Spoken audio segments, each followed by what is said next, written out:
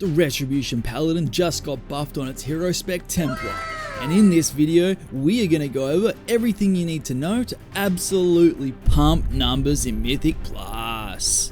The stat priority. Strength is your number one stat, then you want mastery. You want all the mastery in the world. Take it from your wives, take it from your children. Just get all the mastery you can get. After mastery, the next most pump-worthy stat is critical strike. The reason it's not haste is because you get a lot of haste already from your hero talent spec. Your worst performing stat by far is versatility. Get rid of that shit. The Retribution Paladin is a basic builder and spender spec where you build up holy powers using crusading strikes, your auto attack, judgment, and blade of justice, and also wake of ashes, and hammer of wrath. These abilities will generate holy power, which you use to spend on final verdict, divine storm, and the new hammer of light ability after casting wake of ashes, which costs 5 holy power. Now it's time for talents. Hi, how are you? Now this is the stock standard Templar build that you can run in Mythic Plus. The link is in the description to copy and paste it into your game. There are, however, a few changes that you can make to this build to customize it to how you like.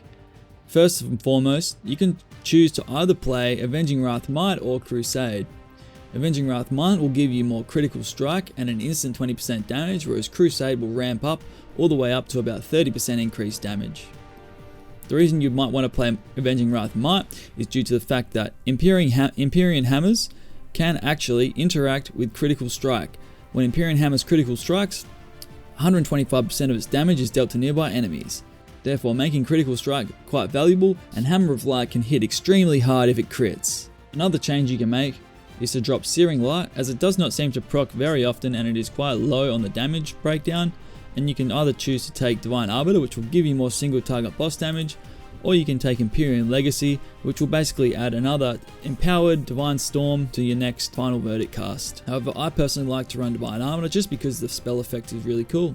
How Templar works is when you press Wake of Ashes, it will be replaced with Hammer of Light, which is a 5 holy power cost ability that hits extremely hard, and it also AoEs a bit less damage to the targets around it. After casting Hammer of Light, you will get a buff called Shake the Heavens, which will cool down Empyrean Hammers on nearby targets every 2 seconds, and casting Crusader Strike, Hammer of Wrath, and Blade of Justice will extend this effect. On top of this, Templar's Verdict and Divine Storm cools down an Empyrean Hammer on nearby enemies, and during Shake the Heavens, the effect is doubled. And finally, once you've cooled down 50 Empyrean Hammers, you'll get a free of cost Hammer of Light that is separate from the Wake of Ashes Hammer of Light.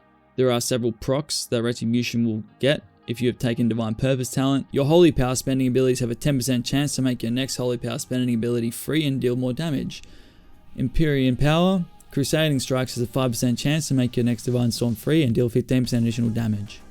The standard Templar rotation is as follows.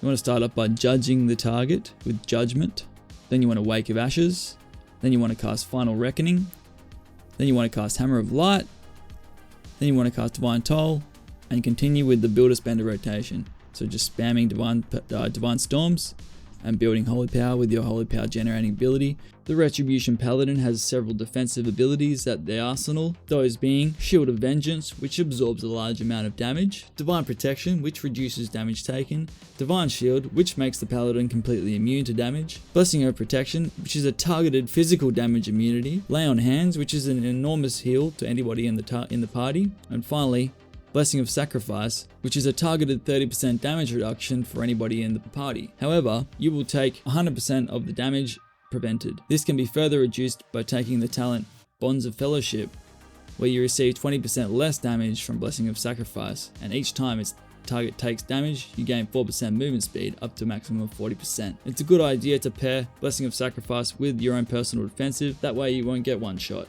You can interrupt add spellcasting with your Blinding Light, which is an AoE blind. You also have Hammer of Justice, which is a 6-second stun, and it comes back relatively quickly if you take Fist of Justice talent. You also have a basic interrupt spell.